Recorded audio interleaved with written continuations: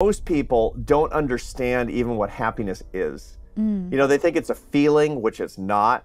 Feelings are evidence of happiness. They're not happiness. That's like the smell of the turkey is evidence of Thanksgiving dinner, but they're not the same thing. Most rich countries are getting unhappier. Too many people are on social media. It just doesn't give you happiness. It makes you lonely. It's kind of like filling up on burgers and fries. You can actually become overweight and malnourished simultaneously. The hippies used to say, if it feels good, do it. That's awful life advice. That's like life-ruining life advice. But we've got an equally anti-hippie message today that's equally dangerous, which is if it feels bad, make it stop. If I'm suffering, there's something wrong with me and I got to go get treated immediately. So here's the workaround. Here's the glitch in the matrix that we can exploit. The way to get around this.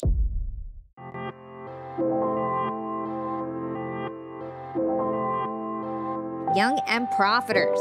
Few things make us happier here at Yap than a great discussion on the science of happiness. And I'm so excited to welcome back to the show one of the world's premier happiness experts.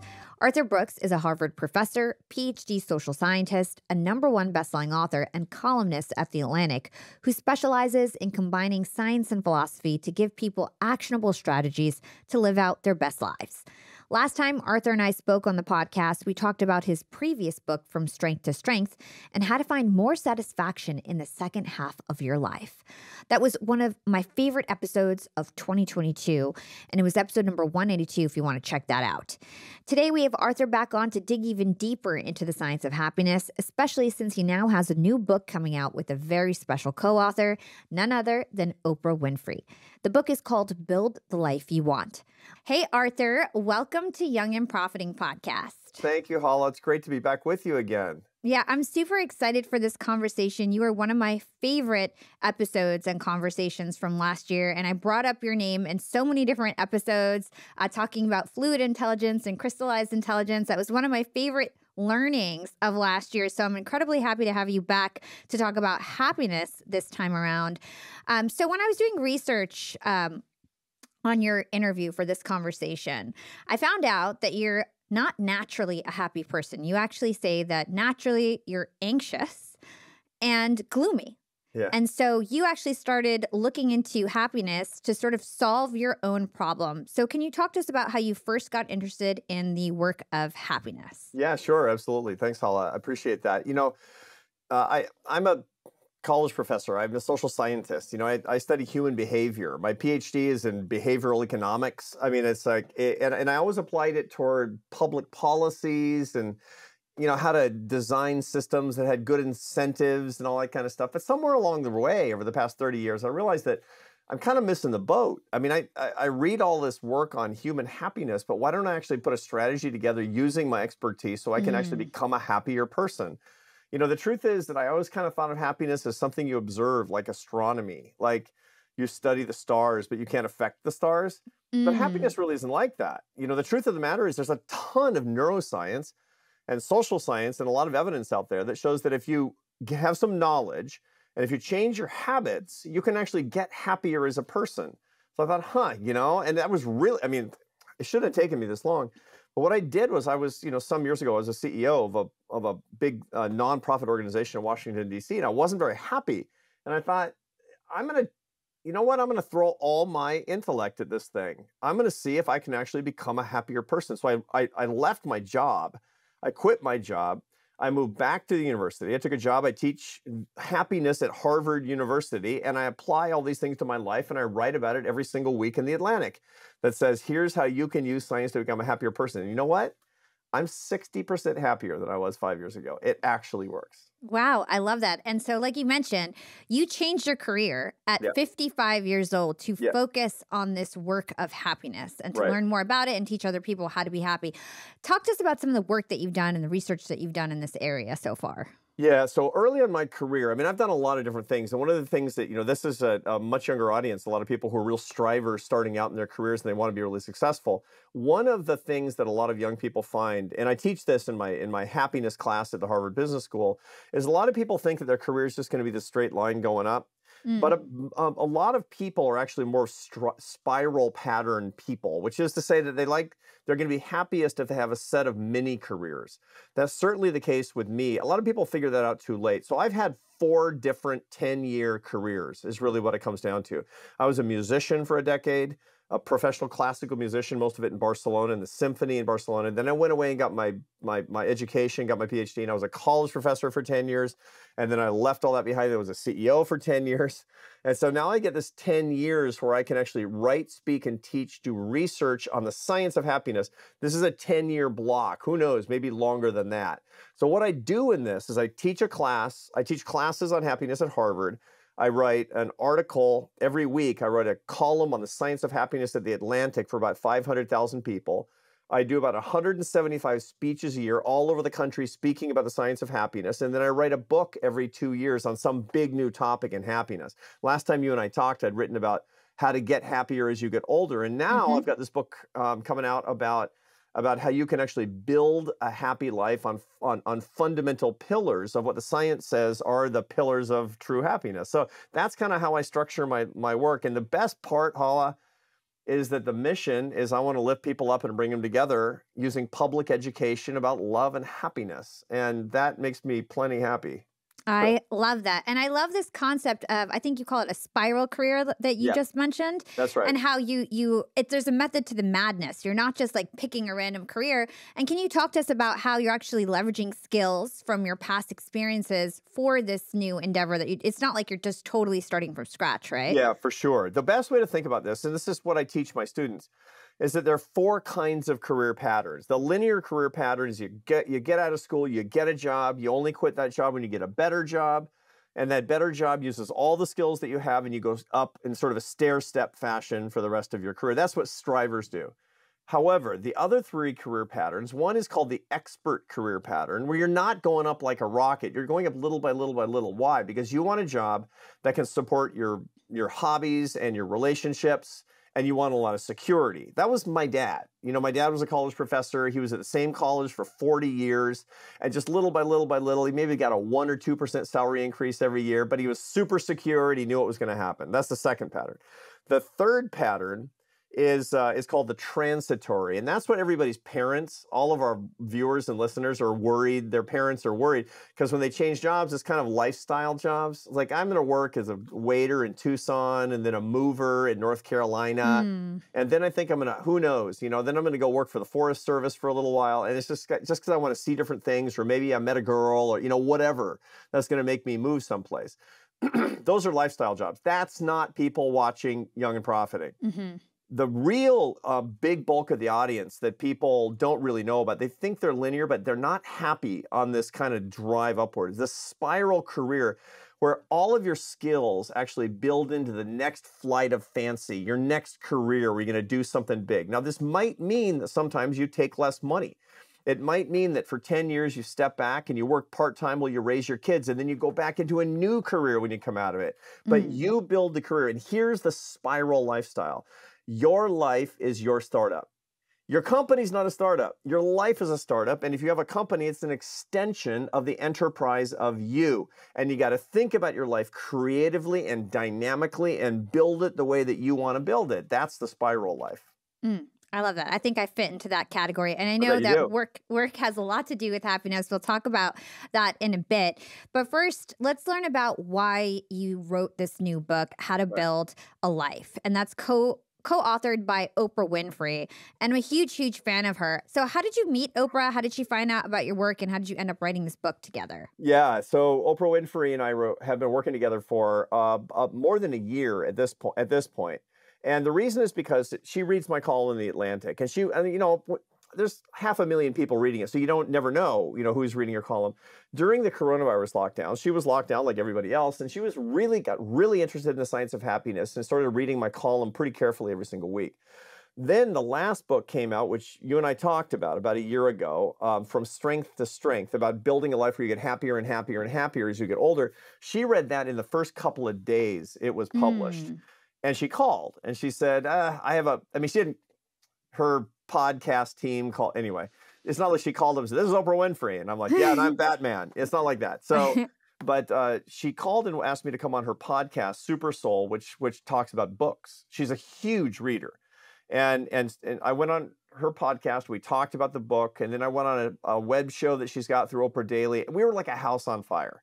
I mean, we see the world in the same way. I mean, our careers are here to lift people up and bring them together. And, neither one of us is a kid, and we actually know what we want to do with our lives, and we're doing it just from different ways. Her in mass media, and me in this more academic world of science and ideas. And we kind of, we got together socially a couple of times, and finally she came up with the idea, why don't we get this material, what you teach in your class at Harvard, in front of millions of people. Millions of people who can realize that they can build the life they want with knowledge and changes in their habits. And so we wrote it over the past 9 months or so.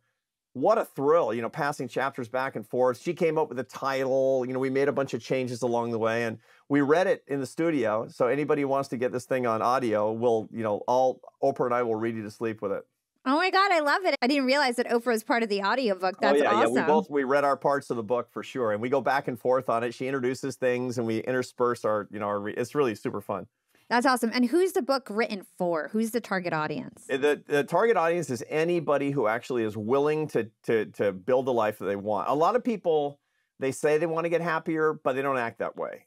Anybody who wants to be in the serious business of building a better life. It's all of these people, all these spirals and all these other people who realize that the enterprise is themselves, and the currency is not money in the enterprise of you. It's love and happiness. That's the currency of your startup.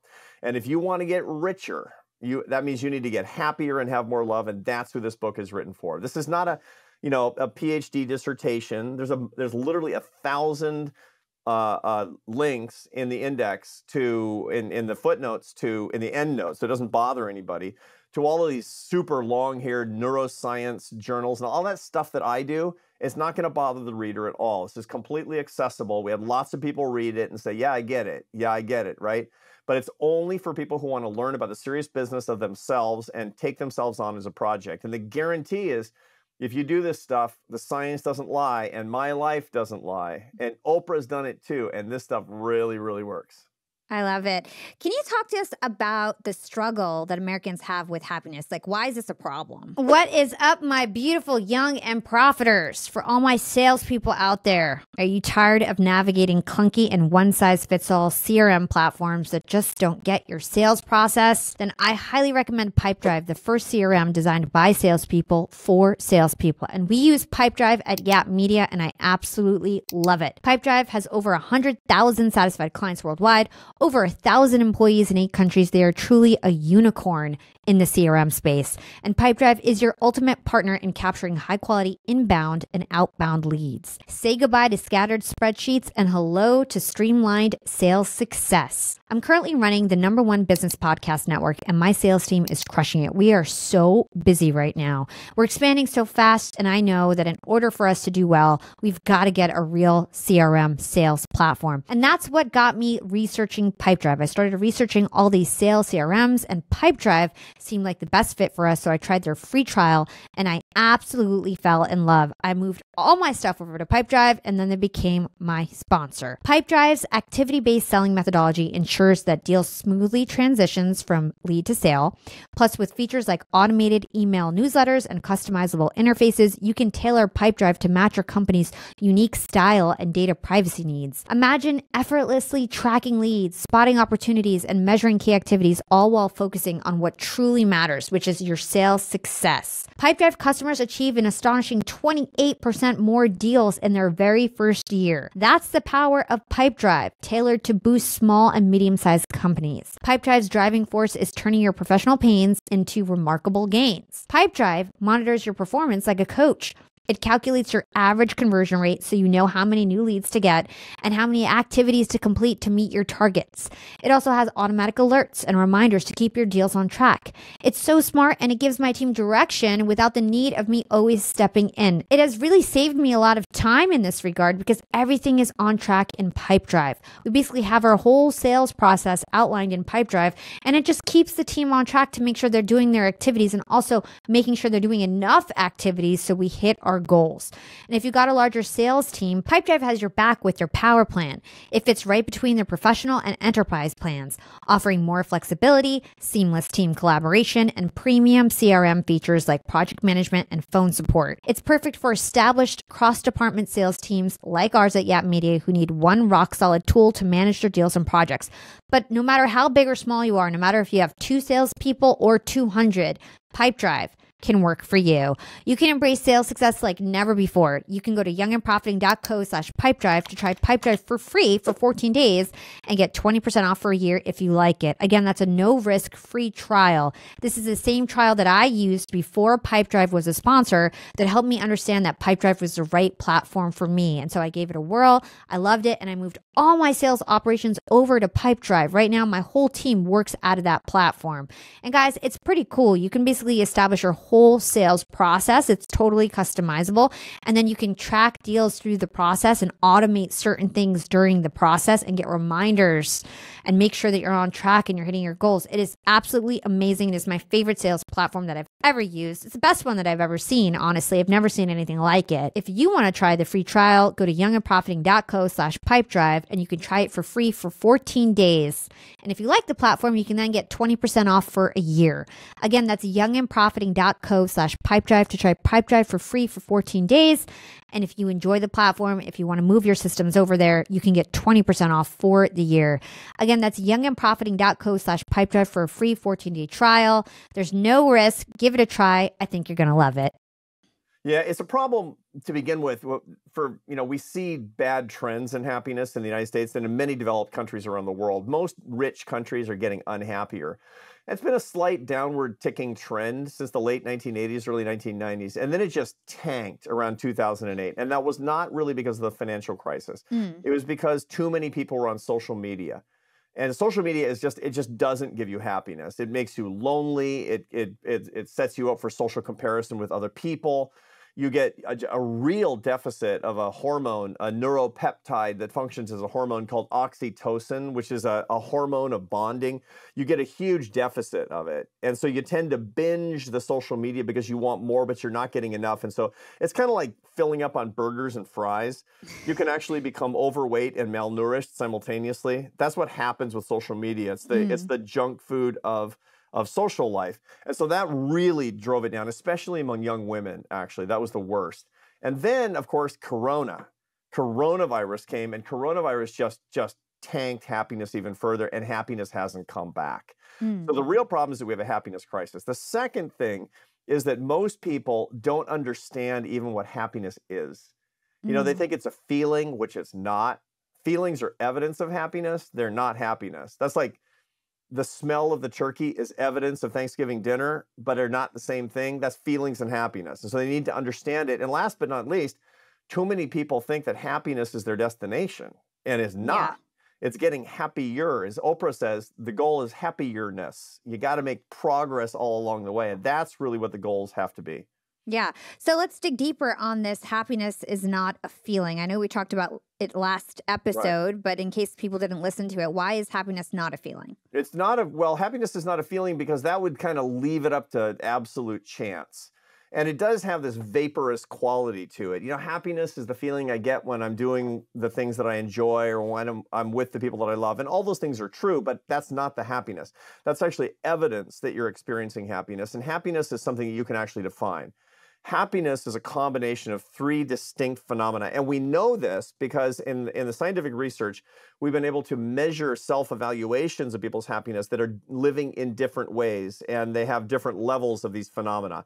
Think of happiness as having 3 macronutrients. So a lot of people who watch this podcast, they know that if you want to get healthy, you have to get abundance and balance of protein, carbohydrates, and healthy fats. That's what they know. Those are the macronutrients of all food. The macronutrients of happiness are enjoyment, satisfaction, and meaning. And that's what we have to maximize. And it turns out that all 3 of those things are super important, and none of them are straightforward. We make tons of mistakes. And any one of those three, I can tell you about the mistakes that people make. And so that's what we talk about in the book, is how not to make those mistakes so that we can focus on enjoying life more, getting more satisfaction, and getting a life full of meaning. And when we do that through emotional self-regulation and walk away from trying to get the feeling of happiness all the time, then we're not so distracted, and then we can focus on the building blocks of a happy life, which we also talk an awful lot about. Yeah. So let's dig into macronutrients since you already brought it up. Yep. Let's start with enjoyment. You Right. make it clear in your book that that's not pleasure. So what's the difference between enjoyment and pleasure, and why do we have to make that distinction? Great question. So pleasure is what we call a limbic phenomenon. Now, the limbic system is a part of the brain that was evolved before the prefrontal cortex. The prefrontal cortex is the bumper of brain tissue right behind your forehead. It's the most evolved, conscious, human, executive part of your brain. It's your CEO inside your head. So that's when Hala says, this is the way I'm going to get to work today because I see this traffic. This is the guest I'm going to have on my show. Those are all prefrontal cortex kind of decisions. Now, what motivates it? What motivates you to want to make decisions? And the answer is inputs, information, largely emotional information that's coming to you, and that comes from your limbic system. Your limbic system is all about giving you emotions: anger, fear, sadness, disgust, joy, a sense of affection, surprise, interest. Interest is a primary emotion, and all of that's evolved so that you'll survive and pass on your genes. It's all evolved. So here's the thing, the big mistake that a lot of people make. I don't want to have bad feelings. Oh yeah? Well, you're going to die. You're going to die unless you don't have bad feelings. Why? Because they keep you alive every single day. You need fear, you need grief, you need sadness, you need anger, you need all these things. Now, they can be maladapted. You don't need fear when you open up Twitter. That's stupid. I get that. But the whole point is when a car is barreling toward you and you're in a crosswalk, you better feel fear through the amygdala of your brain, which is part of your limbic system, and jump out of the way. So back to the conversation at hand. Pleasure comes from your limbic system because it sends a signal saying that's a good thing to give you calories, to give you sexual partners, to give you all that kind of stuff. It gives you inputs on how to survive and pass on your genes. That's not the secret to happiness, because that's the secret to addiction. That's the secret to hitting the lever of pleasure again and again and again. To get enjoyment, which is a true source of happiness, you need the source of pleasure plus people plus memory. Why? Because you need relationships and memory. You need to have the experience of that pleasure in the prefrontal cortex of your brain, in the executive center of your brain. Here's the way to think about it without all the neuroscience. If there's something that gives you pleasure, don't do it alone. If you're doing it alone again and again and again, you're going to do it compulsively and it will lead to addiction. And that nobody has ever said, you know the secret of my happiness? Methamphetamine. Nobody's ever said that, right? Nobody's ever said that. And so anything that you do behaviorally or chemically, the rule of thumb is add people and memories. So you don't have to get rid of anything, but add people and add good memories that you're making, and then you'll get into a healthy lifestyle that give you enjoyment, and that leads to happiness. So a good example is don't eat ice cream alone. Right. If it gives you pleasure, go and have an ice cream date with a friend instead. Exactly right. Exactly right. If you eat ice cream alone, you'll eat 3 times as much, right? Because you want the pleasure, the pleasure, the pleasure, hitting the lever. There's a neuromodulator in the brain called dopamine that we've all heard about. That's this anticipation of reward. And when you're by yourself looking for pleasure, you'll hit that lever again and again and again and again. When you're with people, you don't. You actually don't do that. Now, by the way, there are exceptions to this. Never drink alone, of course, but also make sure all your friends are not drunks. Because, that's kind of the special case of where doing it alone doing it together might actually make it worse. By the way, if you do that, you probably won't have memories. So maybe that is consistent. Awesome. Well, the next one is satisfaction. So what needs to happen for people to actually feel satisfied, and what are the common reasons for people to feel unsatisfied with their life? Yeah, so satisfaction is the joy you get after struggle. Now, Young and Profiting, you know what this is all about because you can defer gratification. If you want to be a successful person, you know how to defer gratification. I bet you everybody that's of the hundreds of thousands of people who are regular listeners to this podcast, they defer gratification. They've been doing it since they were kids. That's why they're listening to this particular podcast. I don't have to tell you to do that. The problem is, and you'll get the joy, the problem is it doesn't last. That's the problem with satisfaction. So Mick Jagger, I was saying, I can't get no satisfaction. He's actually still singing that. And he's like 100, right? I mean, that song has been popular literally since I was 1, and I'm 59 years old. That's an old song. That's a popular song because it speaks this truth. But the real truth is not that you can't get no satisfaction. The real truth is you can't keep no satisfaction. The problem is you get it and it goes. I get the promotion and then I'm like struggling again. I get the raise and the day I enjoy it is the day I find out about it, not even the day it shows up in my check. I think that if I get that relationship, it's going to give me satisfaction forever. And I'm actually kind of bored 2 weeks in. What's wrong with me? And the answer is nothing. Your brain is not evolved to let you enjoy things forever, because if you did enjoy things forever, you wouldn't actually stay on the wheel. You wouldn't keep running. You'd end up, admiring something wonderful and beautiful in your life while a tiger sneaks up behind you and makes you lunch. You got to be ready for the next set of circumstances. So nature makes you think you're going to enjoy things forever, but you don't, and you never figure it out. So here's the workaround. Here's the glitch in the matrix that we can exploit. Real satisfaction is not about having more. That's the formula most people have. More. How do I get satisfied? More. Simple, right? No. Satisfaction is all the things that you have divided by the things that you want. Okay, now think about that. Everybody remembers their high school fractions. You got a numerator, you got a denominator. If you want the number to go up, the inefficient way to do it is to increase the numerator. The really efficient way to increase the number is to decrease the denominator. You don't need to manage more. That'll take care of itself, young and profiting strivers. You need to want less. You need to want less strategy in life. Ready for that? That's not a bucket list. That's a reverse bucket list that we're talking about. And if you even think about that, your life is going to start to change and you're going to start to get happier. That's satisfaction. That's so interesting. And the third macronutrient is purpose. And you say this is the most important one. You say that we can make do without enjoyment and even without satisfaction, but without purpose, we're utterly lost. Yeah. Why is that? Attention, my fellow business owners and entrepreneurs. I know if you're like me, you're juggling a million things right now, and it can feel really hard to keep up. But I gotta say, JustWorks has lifted a huge weight off my shoulders. JustWorks makes it easier for you to start, run, and grow a business. Let me tell you how JustWorks can help your business. With JustWorks, you can relax knowing that your payroll runs smoothly, your team gets benefits customized to their needs without breaking your budget, and your business gets the support it deserves. And attracting and keeping the best talent is super important. JustWorks has you covered with great benefits like medical, dental, and vision insurance. They also offer wellness and mental health support, family building help, financial planning, and tons of other goodies for your employees because they genuinely care about you and your team's well-being. And with remote and hybrid work becoming the norm, we need HR tools that can keep up. JustWorks makes it simple to hire and manage remote employees across all 50 states. They take care of state payroll taxes, labor laws, and health insurance plans in any state, and they've got your back on all those employment-related compliance needs as well. If you're worried about figuring it all out, don't be. JustWorks has a 24/7 team of experts to help you and your employees whenever you need it. And get this, they even have certified HR consultants that can give you personalized guidance. There's no hidden costs or surprises. JustWorks believes in being transparent about pricing. Trust me, JustWorks will seriously level up how you handle your business. So don't miss out on this chance to make your life easier and boost your team's morale.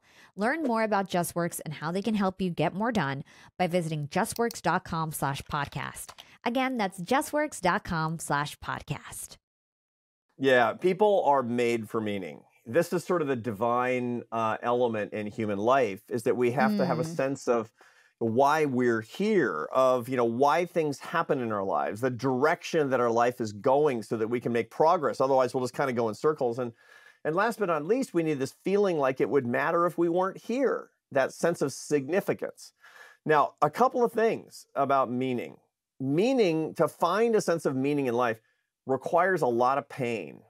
And this is the biggest mistake that a lot of young people make. If you went back to 1969 to Woodstock, I wasn't there. I was a little kid, and I was like 4, and my parents wouldn't let me go because they were squares, right? But the hippies used to say, if it feels good, do it, right? That's awful life advice. That's like life-ruining life advice because you're hitting the pleasure lever over and over and over and over again. And a lot of hippies wound up ruining their lives. But we've got an equally anti-hippie message today that's equally dangerous, which is if it feels bad, make it stop. If I'm suffering, there's something wrong with me and I got to go get treated immediately. Now, I got it. There are certain things with anxiety and depression that people have to take care of. But the truth is suffering is really normal. And if you're trying to do hard things and you're trying to live your life like an enterprise, you're going to suffer a lot. And you got to suck it up because that's the only way that you're going to find meaning. It's the only way you're going to get strong and resilient is by going, bring it on. That's super important. The second thing that's worth keeping in mind is that people don't know the questions to answer to find their sense of meaning. And so they're just kind of hoping that meaning will find them, and it's not true. So I actually have a little test to see if somebody has a sense of meaning in their life, and I have a project for everybody watching us if they want their life to have more meaning. Okay, you ready? Yeah. Okay. So because my average student is 28 years old, and I bet you the average age person who's watching and listening to us right now is 28. So this is like, you're perfect. Okay, you need answers to 2 questions.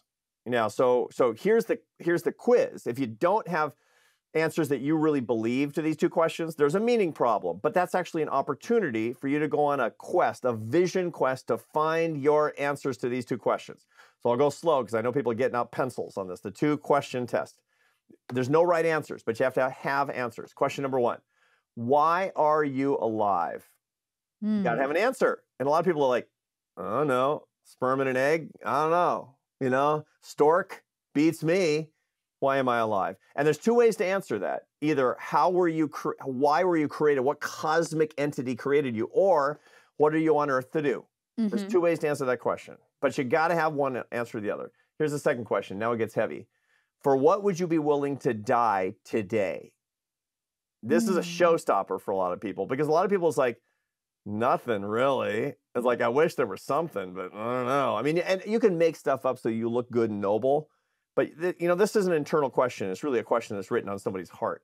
So then if you don't have answers, real answers, there's an issue, but it's a huge opportunity. These are the questions to find your answers to. You got to go looking. You got to discern this. And, I've seen this with my kids. My kids are in their 20s. And my middle son, his name is Carlos. He's a good dude. He's all about it. But, in high school, he was like a lot of, teenagers. He was kind of looking for himself and he wasn't even having fun, which is the problem, right? And the reason is because he didn't have this sense of meaning in his life. So when he's graduating from high school, I did what I do with all of my kids, which is your life is an enterprise. You're the startup entrepreneur. I'm VC, right? And since I'm VC, I get a business plan. If I'm going to invest, I get a business plan. So go write your business plan. It's super fun being my kid, right? Hala, I bet your West is like, too bad Brooks is not my dad. Yeah, right. No. And so I made them when they were juniors in high school write their business plan. And that was going to be really what they thought the next 10 years of their life was going to look like. It didn't have to, no actual business sticks to its business plan, but you have to have a business plan so you have intention is the whole point. And if it was not original enough, I sent it back for revision. So Carlos's business plan goes back for like 6 rounds of revisions because, he was just like, I don't know, I guess I'll go to college. And I'm like, no, you're not. No, you're not. You're not doing, you hate school. I mean, to go to college, I didn't go to college till I was 30. So I know that it's fine, but I need something original. He's like, I want to find the answers to those questions. And I think I'm going to find those alone, outside, working with my hands. I said, okay, I'm listening. And so into his business plan when he was going to be a farmer. Now, there's no farmers in my family for like 125 years. We're college professors. We're musicians. It's like farming. So he gets a job as a dryland wheat farmer in Idaho. I kid you not. Oh my God. He's picking rocks out of the soil. He's making $15 an hour.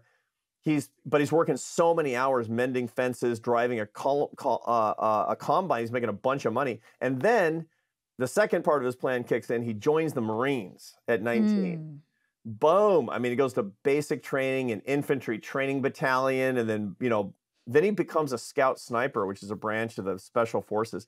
And now my son, 23 years old, married, Corporal Carlos Brooks, scout sniper, U.S. Marine Corps. And I asked, yeah, I know. And it's like, that's all him. It's not me. It's like, I'm not a military guy. But I asked him, and he's got his answers, not my answers. Why are you alive? because God made me to serve. For what would you be willing to die? He says, for my faith and for my family and for my friends and for the United States of America. Boom, mic drop. And again, people watching us, you might be like, yeah, that guy's drinking the Kool-Aid. Okay, but those are his answers, and he's Hala, he's happy. Yeah. Because he found his answers. Yeah. So something as I was reading these macronutrients and learning more about them, I realized that you're really a proponent of hard work and not cutting corners, right? This isn't easy. Again, it's not pushing the pleasure button and getting a dopamine rush. This is about hard work and doing the work. Yeah, is that right? For sure. And everything in life is really about that. But the whole point is, I don't have to convince your audience. I mean, I have to convince a lot of audiences. I don't have to convince your audience that hard work is awesome. Mm-hmm. Hard work is the best. It's so fun. It's so satisfying. It's such a big payoff. and furthermore, that discipline is the kind of thing where you get just so much better at it. And so one of the things that I do with a lot of young people is I really work on their discipline so they can get into the space where hard work gets more fun and is more interesting. And I'll give you an example of how I do this. So for almost everybody, you have to divide up your day between grunt work and creative work. So for you, for sure, you have this big popular podcast, and part of your day is stuff that you can do without a lot of creativity, and part of your day, you need tons of creativity and ideas. Put the creative part of your work from 8 to 11 in the morning, and here's how to do it. Here's actually how to neurochemically set yourself up for this with pure discipline.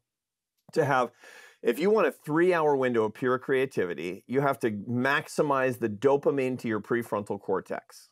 Okay, this is the neurotransmitter of the anticipation of reward and focus and creativity. It's an amazing thing, but you have to optimize it.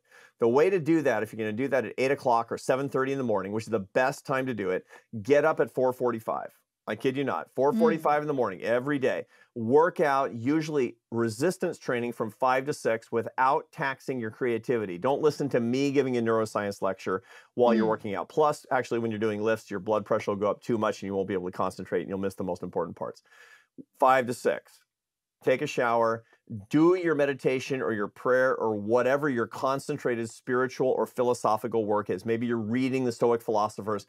That's when you use that particular time. Then take your caffeine. Make sure you haven't had any caffeine until that point. Tank up on caffeine and you will be in the zone. Phone off. No distractions. You'll get 3 solid hours and people will be like, how are you getting all this done? And the answer is that's actually how you do it. So discipline leads to hard work, leads to results, leads to great fun and good times. I love that morning routine. Okay, so another key concept in your book is happiness is a choice. Now, you give a story about your mother-in-law, I believe. Can you please tell us that story? Yeah. My mother-in-law she died last year at 93. She had a good long, it was okay. She had a good long life, but it didn't look like things were going to go really well for her. Now, early on, she grew up in Spain. I mean, she's Spanish. My wife is Spanish. And so all of my in-laws are in Spain. She experienced the Spanish Civil War up close and personal.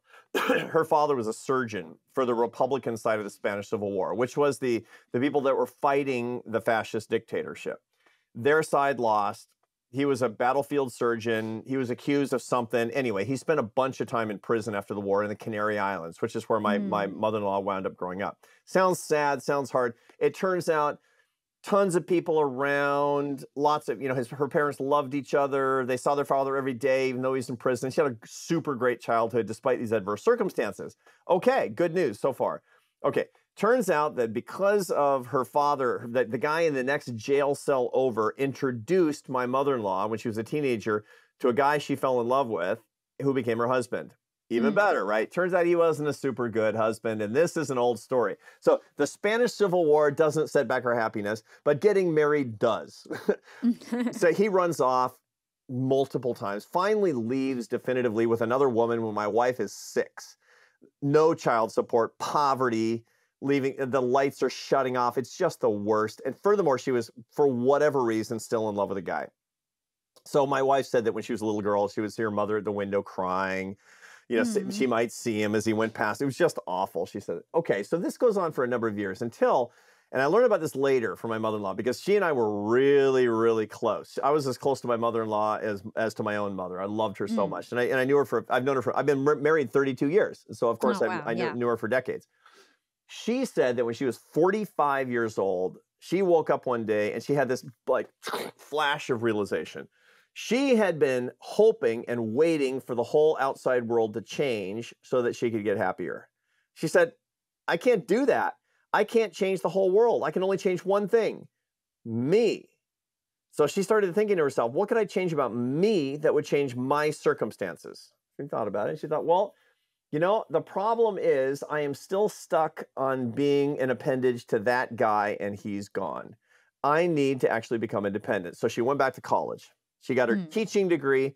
She started becoming a teacher. She became a teacher in the public schools, teaching super marginalized immigrant kids in like the worst neighborhood in Barcelona where they lived at that time. And the result is over the next few decades, she had a career she loved, kids she loved, friends that adored her that she worked with. And about 14 years later, here's the weird thing, Hala, her husband wanted to come back. And the reason was because she was different. She was like independent and she had it going on. He's like, can I come home? I'm sure that the other woman had thrown him out, by the way. Anyway, he said, can I come home? And she thought about it. She's like, I don't need this, but I want it. And she invited him home and their marriage was great until the end. He died at 89, and you know, by the end, her health was terrible, and so she was bedridden. He was doing all the cooking. He would lift her into bed. He loved her. He took care of her. And so she said, in the end, she said, you know, we had 54 really wonderful years of marriage. Of course, we were married 68 years, but he was, you know, it was pretty rough for those 14 when he was gone. But the 54 years that we had that were really beautiful, especially the last ones were wonderful. That was because she built the life that she wanted around 4 basic pillars: her faith, her family life on her terms, including her marriage, her friendships, which were her friends, and getting a job where she served other people and earned her success. And those are the 4 pillars that all of us need to build our lives on as well. So I hope we get to touch a little bit on those pillars. I know we did touch on the work pillar earlier in this conversation. Hopefully by the end we get time to talk about the other 3. Right. But first I want to talk about some tactical ways that we can improve our happiness right away. Right. One of the ways you say is learning how to better manage our emotions. So first of all, why is it important for us to be more aware of our negative feelings and emotions? And why are those negative feelings and emotions actually not a bad thing? Yeah. So to begin with, you die without them. You die without the bad feelings because your bad feelings are alarms that something's going on that you got to pay attention to, but they're maladapted in modern life. You know, we have the same physiological stress reaction to being chased by a tiger and getting a really bad tweet. You know, I mean, that's not normal that we have the same, but, you know, because we're very kind of rudimentary creatures and we're not adapted to the modern environment very well. So that means that we don't need to regret our bad feelings, our bad emotion or our negative emotions. What we need to do is to understand them, to manage them so we can learn and grow from them. That's the goal. The goal is not to eradicate them because we don't want to die and we actually need them, but we got to make sure that we have enough knowledge so that when they're maladapted or they're becoming a source of rumination and even mental illness, that we have the knowledge, the self-knowledge and practice and techniques that we can actually treat ourselves a little bit without feeling so helpless all the time, or God forbid, turning to substances, which so many people do to numb themselves. So that's really why emotional self-regulation is so critically important. Now, here's basically how it works. We already talked about the limbic system and emotions.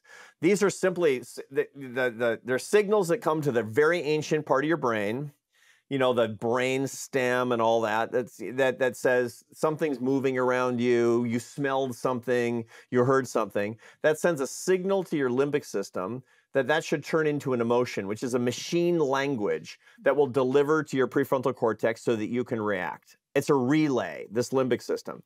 if you don't actually use the relay, if you don't actually figure out what your emotions are so you can react the way you want, then you'll just be limbic. You know, you feel angry, you yell. You feel sad, you cry. You see something funny, you burst out laughing. It's like a little kid. And Is that monkey brain? Is that the same thing as well, monkey brain is one that just can't focus on anything for any period of time. That's really not here all the time, but it is a monkey brain for sure. I mean, the whole point is it's kind of like emotions are ghosts and the ghosts are running the show. Or maybe it's, you know, the CEO's in front, but the CEO's not paying attention. And, you know, the workers are running around the company doing whatever they want without a leader. So the way to deal with this is you need to move the experience. You need the emotions, but you need to move the experience of the emotions into the prefrontal cortex of the brain. And there's a bunch of ways to do that. That's called metacognition, being aware of your own thinking, being aware of your own emotions, metacognition. How do we do it? Number one, you got to put time between your emotions and your reactions, and you have to experience them in the executive centers of your brain. That's why when you learn to meditate, one of the things you'll do, and I've studied meditation for years and years and years and years, and one of the classic meditation techniques is to say, I'm going to look at myself as if I were another person. So you sit in meditation in the quiet of your room and you say, Hala is feeling sad right now. Why is Hala feeling sad right now? Something happened. Oh, yes, indeed. Well, that's an interesting feeling, isn't it? I think that's actually an overblown feeling. It might be related to something else. And you look at yourself analytically. That's a really good way to use sitting in meditation. Journaling, outstanding. You can't write something unless it's in your prefrontal cortex. And so writing about your feelings just to yourself and then burning the notes if you need to. Super important. I mean, there's all kinds of ways. Therapy is supposed to do this. If you have a therapist who says, I'm going to teach you about you, 2 thumbs up.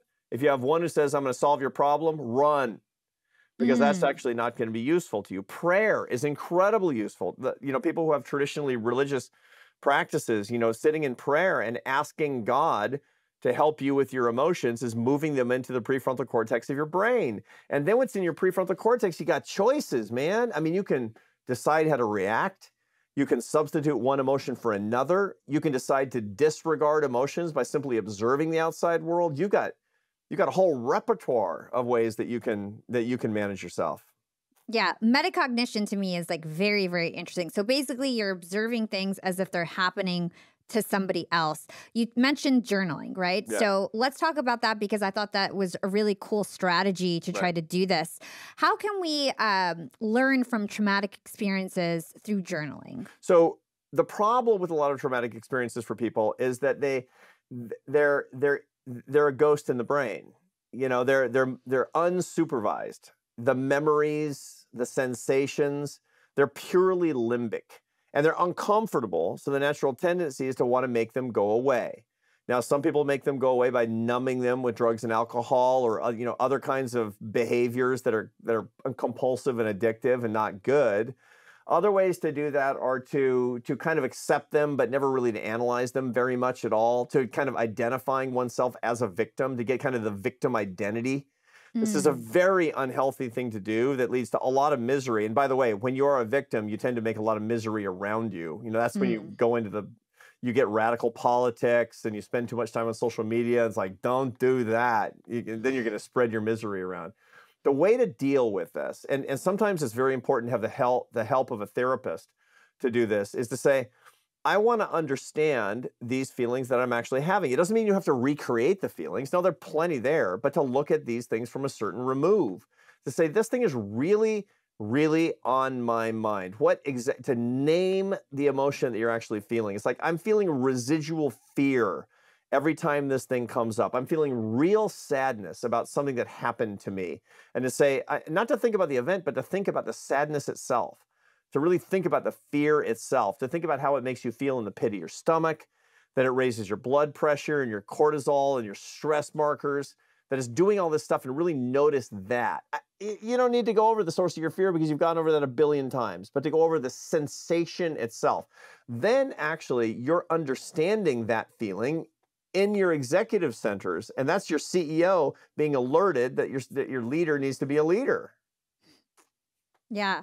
I want to talk about mirrors because that was one of the most fascinating things that I read in your book was the fact that we need to be more about other people and less focused about ourselves. Right. And you say to avoid mirrors and even digital mirrors, like Googling ourselves, like self-view on Zoom, social media mentions and things like that. So I thought that was really interesting. Can you tell us about that? Yeah, there's a lot of philosophical work and even work from Buddhism and other religions about what's called the I self. And the bliss that actually comes when we decide metacognitively to disregard all of the inputs, all of our feelings in and of themselves, so that we can be in the state of looking outward. There's a phrase in the New Testament to the Bible, in the Christian Bible, judge not lest ye be judged. And what that basically is, when you're going around saying, this coffee is bitter and crummy, and this traffic is terrible, and just judge. You're basically giving the world and you're giving permission to everybody to be judged. And then it's all social comparison, and then it's looking in mirrors, and it's just, life is misery. So the way to get around this is to have a strategy of actually not thinking about yourself or referring to yourself. And the right way to start is by manually getting rid of the mirrors in your life. I work with a guy pretty consistently now. He's a pretty well-known guy who, in an earlier part of his life, until his late 20s, he was a fitness influencer and a fitness model. So, I mean, this is serious. To do that, you have to have, discipline beyond what is actually even healthy to be sure, because you have single-digit body fat all year round, really high muscle mass all year round. He didn't want to take PEDs, meaning he never could eat anything that he wanted. He always had to have his fitness on point. I mean, he was in social media and he was in magazines and like the whole deal. And he was completely miserable. He went 10 years not eating anything that he liked, and I was feeling kind of grumpy and feeling sort of sad. And the truth is, you will mess up your hormones if you sit at single-digit if men sit at single-digit body fat, or women are under 18% body fat for extended periods of time, you're going to mess up your hormones. And that's going to mess up your emotional life, and that was what was going on for him. So he figured out that what he needed to do was to get away from this addiction to his image. He was addicted to his image, and so many people are. They're like, I'm going to check my mentions. That's dopamine, by the way. It's a dopamine hit. Did people like my post? Whatever it happens to be. Did I get new followers? Yada, yada, yada. That's the way that whole thing works. So here's what he did. He's a fitness influencer, mind you. He got a new job. He actually got a job that didn't require that he be naked all the time, basically. And he took all of the mirrors out of his house. 100% of the mirrors out of his house. And then he showered in the dark for a year. So he didn't know if he had abs. Because look, I mean, every guy in the shower is going, like, I don't know. It's like, that's what guys are doing, because it's like, I don't know, am I gaining weight? And so he got rid of all of it. For a lot of people watching this who are like, yeah, I don't have that problem. Well, you do. You do. It's probably the mentions on your social media, and you're hitting the app too much. And so probably you need to get the app off your phone, make it harder to look at, and put a moratorium on looking at any of your mentions, and then limit your social media to a total of 30 minutes a day across all platforms. And trust me, your outlook on life is going to change, because you're going to be focused outward and not inward so very much. And you're going to get happier. As sure as Hala and I are sitting here, you're going to get happier. Yeah. So I guess a part of that is a little bit confusing to me, because I always feel like when you look your best, you dress your best, you've got, like, for girls, you put on your makeup, you feel confident, you feel happy. So for me, also, isn't there a balance? Because if you totally don't care about that, couldn't you also be unhappy because you're not presenting yourself in the best way? Yeah, I recommend presenting yourself in the best way, but not looking at yourself. That's what it comes down to. Not looking at yourself. Yeah, not looking at yourself. Yeah, I mean, it's like, sure, I'm going to put on a nice suit, and I'm going to go out and I'm going to give a speech. I'm going to make sure that my shoes are shined, just because I want to make a good impression on people. I want to make a professional impression on people. But let's also think about what we're trying to do to not go too far. It's like, if you're a married person, you shouldn't be trying to do everything you can to attract a person that's not your spouse. That's like, it's counterproductive. All it is sheer ego and mirrors is what it comes down to. So absolutely, look your best to be productive, and so you can feel professional and you can feel kind of spiffed up, and that's great. But stop looking at yourself is the whole idea. You're going to go crazy doing that. And furthermore, you're going to miss life. You're going to miss everything. People are looking in the mirror, and it's like Halley's Comet is going past. Here's a little story to remember about this. There's this old Zen Buddhist koan. A koan is a riddle the Zen Buddhist monks will train their junior monks by giving them these like perplexing little stories that they're supposed to think about. And that's how they learn Zen Buddhism, based on these riddles. And there's one that does this. There's a story of a junior monk who's walking down the road by himself, a path in the forest. And there's a senior monk, an old man, coming toward him, and he recognizes him. And the junior monk says, it says, "Where are you going?" And the senior monk says, "I'm on a pilgrimage." Pilgrimage. The young man says, "Wow, where's your pilgrimage taking you?" And the senior monk says, "I don't know." And the junior monk says, "Why don't you know?" And the senior monk says, "Because not knowing is the most intimate form of knowledge." Now, here's the key thing. Here's the point. Not knowing where your life is going to take you requires that you be looking outward and being open to adventure. And if you're looking in the mirror, checking your mentions and like me, first of all, it's boring, boring, boring. But the second thing is you'll go mad. And third, and last but not least, you're going to miss the most interesting things in life, because not knowing is the most intimate. Yeah. So it's important to observe life, but you also say it's important not to judge. Can you define what judging is and how we can avoid it if we have that bad habit? Yeah, judging is actually not outward. Judging looks like you're looking outward. Judgment is all inward, because when you judge something, it's your opinion. It's your cast on what you're looking at, right? So if you can go an hour, just try it. It's super hard. You go an hour and not say, "I hate this traffic is terrible." Say, "The traffic is unusually heavy today." No judgment, right? And this coffee has a strong bitter flavor, not "I hate this coffee." What crummy music? Say, "I haven't heard this music before. It's not the kind of music I usually listen to." Observe without judgment, because basically when you observe with judgment, it's just like looking at your reflection in the thing that you're staring at. And then here's the best part that you get when you judge less. You will judge yourself less, because everything that you're doing is giving yourself permission and others permission to judge you. And that's all social comparison, and that's just the thief of joy. That's just misery, is how all that social comparison. If you can go through life, if you can go through a day, if you can go through an hour just by walking down the street and just looking outward at the majesty of the universe and not judging anything, it's going to blow your mind. It's going to change your brain chemistry. And if you practice that every day, things are going to start to change. Yeah, I feel like those are the two areas that I could work on most, the mirrors and the judgment, and just reframing everything. So in your book, you have 4 pillars for happier lives. We alluded to that previously. Right. Could you, at a high level, in our last 10 minutes together, go over the 4 pillars: family, friendship, work, and faith? Yeah, so there's a million practices of the happiest people, right? Is what you find. But basically, it comes down to 4 big areas. There are 4 big kind of areas to put a deposit in your life. This is your happiness 401k plan. You need to make an investment in 4 accounts every day if you want to get happier. Now, people don't do it because they're so distracted by their emotions. So if you do the stuff that we talked about before, then you won't be distracted, so you can focus on these 4 things more every single day.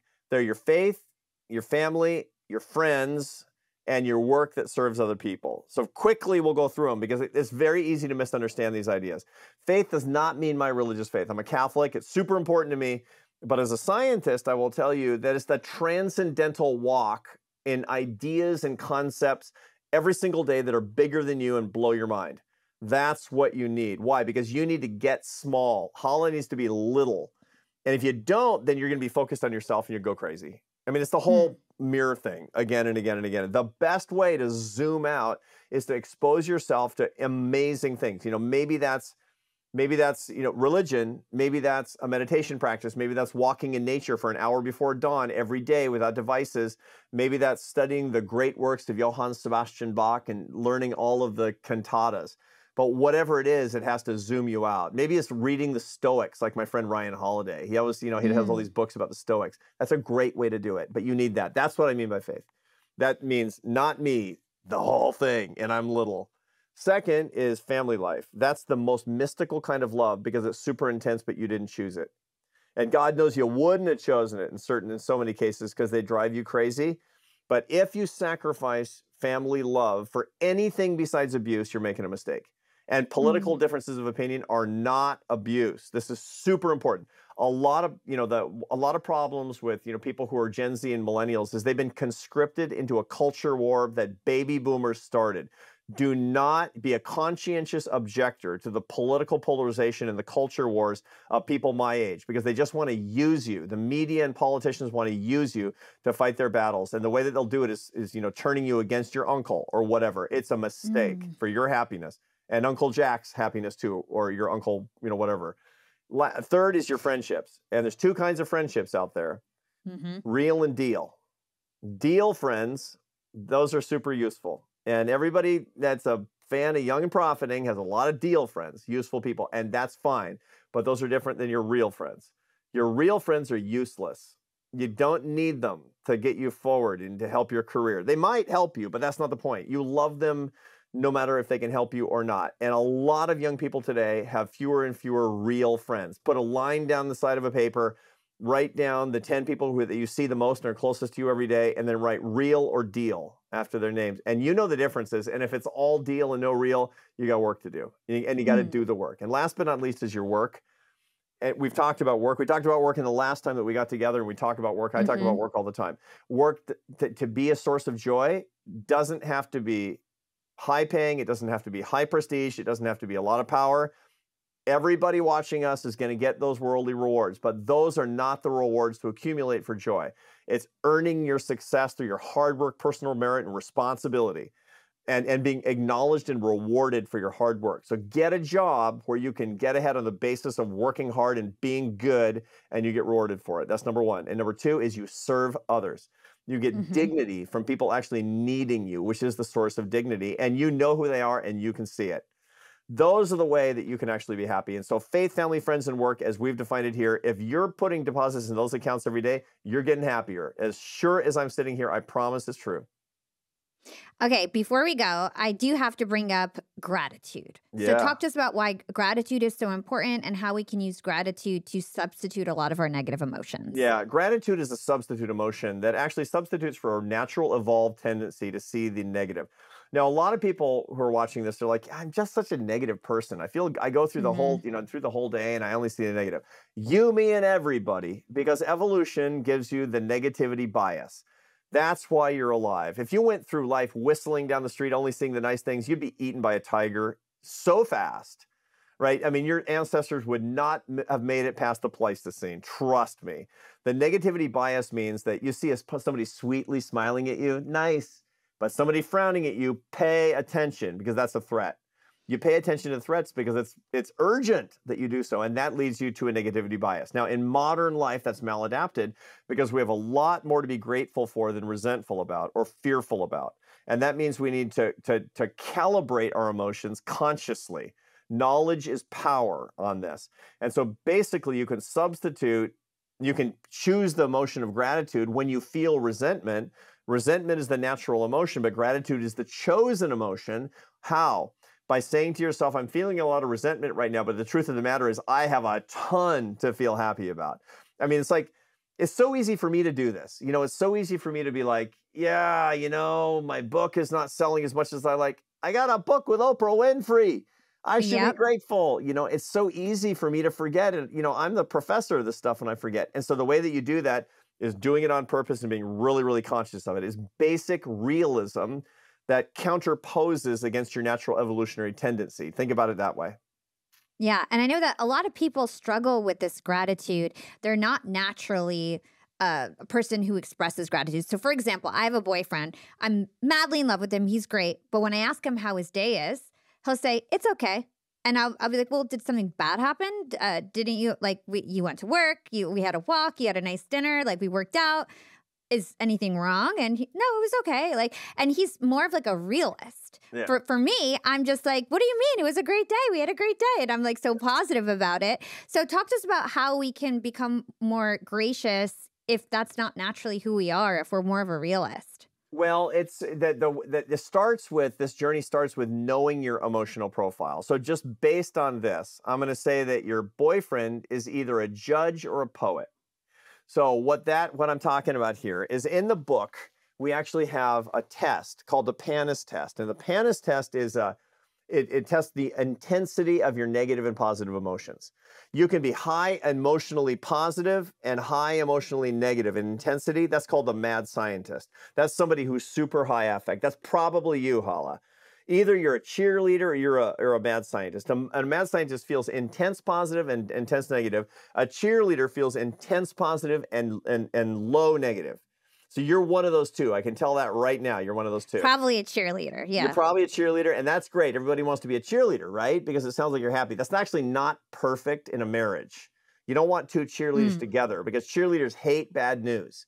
And so if that's the case, they never see threats. And what they do is they all spend all the money. If it's a cheerleader married to a cheerleader, spend. It's like, we didn't know we were going to go bankrupt by running up the credit cards. That's the problem. Anyway, then you have on the other side people who have high negative and low positive. Those are poets, right? And so they're they tend toward gloominess, but they're very realistic. They're very realistic about the world. Or you can just be a low affect person, low positive and low negative. And those are the people who just kind of like, they don't get perturbed. They're sort of unflappable. Based on what you told me, your boyfriend is either a poet or a judge, and you're either a mad scientist or a cheerleader. That's great because these are profiles that fit together really well to complete each other. You're not too compatible, you're complementary, but you got to understand each other. You got to lift him up, he's going to mellow you out. That's basically the way that it works. Does that make sense? Yeah, I love that. I want to look up that. You said there's a quiz in your book or an exercise in the book? Yeah, it's in the second big chapter. It's called the Positive Affect, Negative Affect series. And after you look at it, after people get the book and read about it, they go to my website, arthurbrooks.com, and take the quiz. And once they actually take the quiz on my website or any place else that you find it, you can figure out which one you are. And then it's going to start probably a lot of things in your life are going to start making a lot more sense. Awesome. So I will stick that link in the show notes. I'll make sure your team gives us that link so that everybody can take that quiz, and I'll take the quiz. So I'm going to close out with this. You say that even if you could get rid of your unhappiness, it would be a huge mistake. Why do you believe that the secret to the best life is to accept your unhappiness? You need unhappiness. You need sacrifice. You need difficulty. You need negative emotions and negative experiences because you need to be fully alive. You need enjoyment, which means you have to defer your gratification. You need satisfaction, which means you need to temper your wants and not just your haves. And most of all, you need meaning, and meaning requires resilience. It requires experiences. It requires learning and growing from the bad things that happen in your life as well. People who try to avoid unhappiness, paradoxically, they wind up avoiding their happiness. And this is the most important way to be profiting in the business of the startup of your life. Is to take it all, to wake up in the morning and say, man, stuff's going to happen today. And all I can say is I'm going to learn and grow from everything happens. So bring it on. So the new book is co-authored by Oprah Winfrey. It's Build the Life You Want. Where can people find it? Any place where fine books are sold. You can find it on Barnes & Noble. You can find it at Amazon. You can find it almost any place. You can find it at Target. It's at the register at Target, which is really great. So. And I wrote it for everybody who's watching us today, and I hope you get a lot from it. And if you like it, make sure that you become the teacher of the ideas to the people that you love in your life. Awesome. So I always close out my interview with the same questions. Then we do something fun at the end of the year. So what is one actionable thing our young and profiters can do today to become more profiting tomorrow? Yeah. The one thing they can do to become more profiting tomorrow is to think about somebody that you love, and they may not know it. And call them up or write them an email or a text that says, I don't know if you know this, but I love you, and see what happens. You're going to start a series of events that might be pretty unpredictable, but that's the basis of entrepreneurship. I love that. And what is your secret to profiting in life? And this doesn't have to do with you don't have to bring up anything we talked about in today's conversation, just anything that comes to mind. What is your secret to profiting in life? The secret to profiting in life for me really is loving more and not pushing love away. I mean, this is really the key. Remember that faith, family, friends, and work, that's love of the divine. That's love of your family. That's love of your friends. And it's expressing your love for all of humanity by the way you earn your daily bread. If you remember one single thing about happiness is that happiness is love, full stop. Awesome. Well, it was such a great conversation, Arthur. Always a pleasure to have you on Young and Profiting Podcasts. Where can people find more about you and everything that you do? arthurbrooks.com. It's a one-stop shop for, you can watch videos on happiness. You can download activities on happiness. You can read all my articles in the Atlantic there and get links to the books and everything else that you want. If you're interested in learning more about happiness, that's a good place to start. arthurbrooks.com. Awesome. Thank you, Arthur. Thank you, Hala.